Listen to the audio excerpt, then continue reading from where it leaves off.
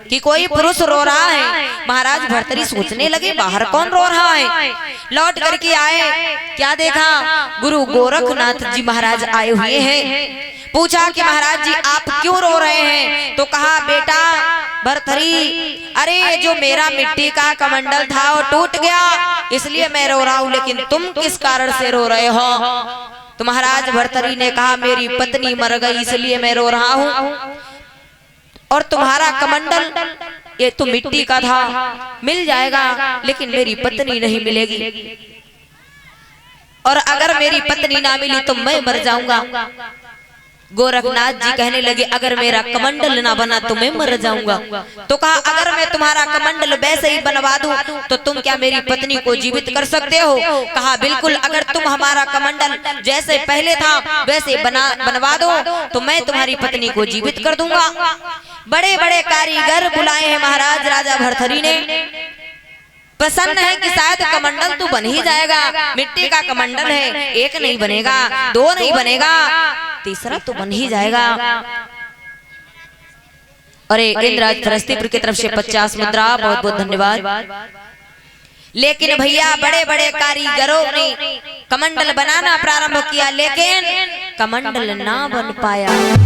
और जब कमंडल ना बन पाया, अब तो महाराज भर्तरी की आंखों में आंसू आ गए। सोचने लगे अगर कमंडल ना बना तो मेरी पत्नी भी नहीं मिलेगी।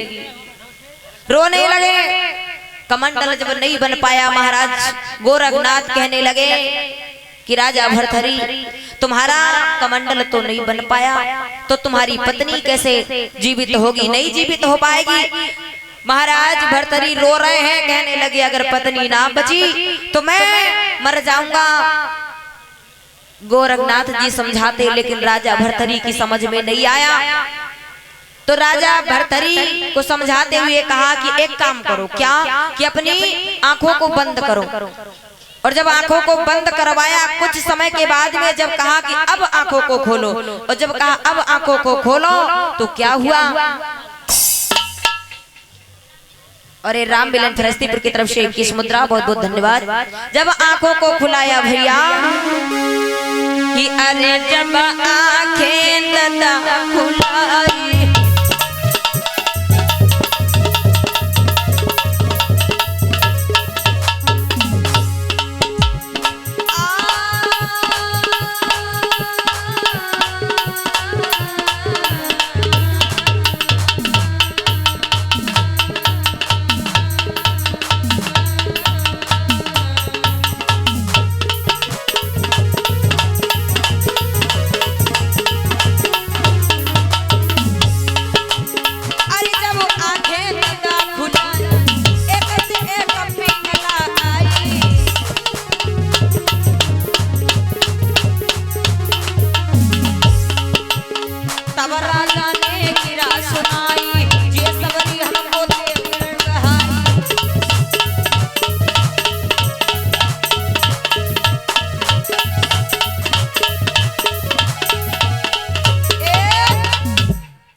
भैया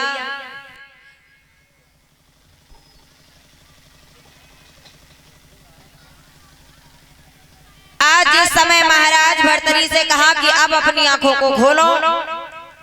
जैसे महाराज राजा भर्तरी ने अपनी आंखों को खोला, बहुत सारी आज जो है पिंगला नजर आई। जब बहुत सारी पिंगला नजर आई, महाराज गोरखनाथ बोले देखो इसमें से तुम्हारी जो पिंगला हो वो तुम ले लो। भर्तरी महाराज कहने लगे अरे गुरुजी ये तो सब पिंगला है, तो तुम इन सब को हमें दे दो। कहा नहीं नहीं, एक तुम्हारी थी एक ले लो। भर्तरी महाराज कह रहे नहीं गुरुजी ये तो सब एक जैसी है तो सब दे दो। गोरखनाथ जी समझ गए अब इसकी समझ में नहीं आएगा। क्या किया, एकदम से सभी को समेट करके एक पिंगला को तैयार करके दे दिया राजा भर्तरी को। अच्छा गोरखनाथ जी ने ऐसा क्यों किया, क्योंकि जो हमारे गोरखनाथ जी महाराज थे इनके गुरु हैं मच्छंदरनाथ। एक दिन की बात की जिस समय गोरखनाथ जी ने देखा कि एक कुर्सी हमारे यहाँ खाली है, पूछने लगे कि आखिर ये कुर्सी किसकी खाली पड़ी हुई है। तो उनके गुरु मच्छिंद्र नाथ ने कहा कि जो उज्जैन के राजा महाराज भर्तरी हैं, ये उनकी कुर्सी है। तो बोले वो आए क्यों नहीं? गुरु जी ने समझाया कि वो आए इसलिए नहीं है क्योंकि वो अपनी पत्नी के प्रेम में पागल हैं, इसलिए नहीं आए हैं। और जो भी राजा भर्तरी को उस फंद से छुड़ा करके हमारे पास तक लाएगा वो हमारा परम शिष्य माना जाएगा। अरे शिवा भैया 50 रुपया दान कर रहे हैं और ये मुबारकपुर के वासी हैं। और एक कुलदीप भैया जी की तरफ से समुद्रा जो कि मुबारकपुर के वासी हैं, बहुत बहुत धन्यवाद। अरे पिंटू भैया फरिश्तेपुर की तरफ से 101 मुद्रा। अरे परमेश्वर भैया फरिश्तेपुर की तरफ से 21 मुद्रा।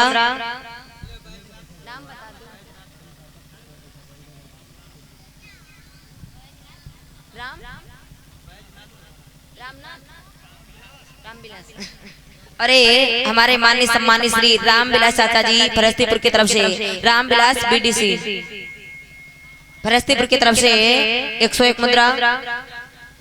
अरे बैजनाथ भैया जी की तरफ से 21 मुद्रा जो भरवारा के वासी हैं, बहुत बहुत धन्यवाद। बोलिए गोविंद भगवान की जय हो। इधर अभी इसीलिए आज गोरखनाथ जी महाराज राजा भर्तरी को छुड़ाने के लिए आए, लेकिन राजा भर्तरी की समझ में नहीं आया। अब तो सोचने लगे कि अब हमें कोई दूसरा ही उपाय करना पड़ेगा।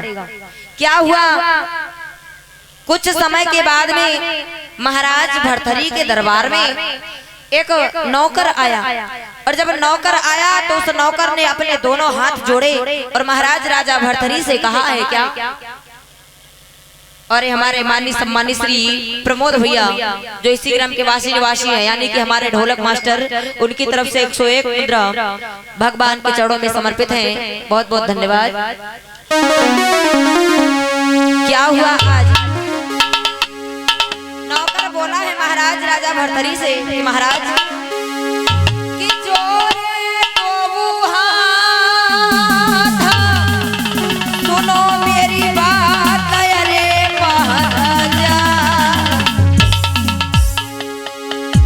और नाए गरीब में कोई है और अभी गरीब गए सब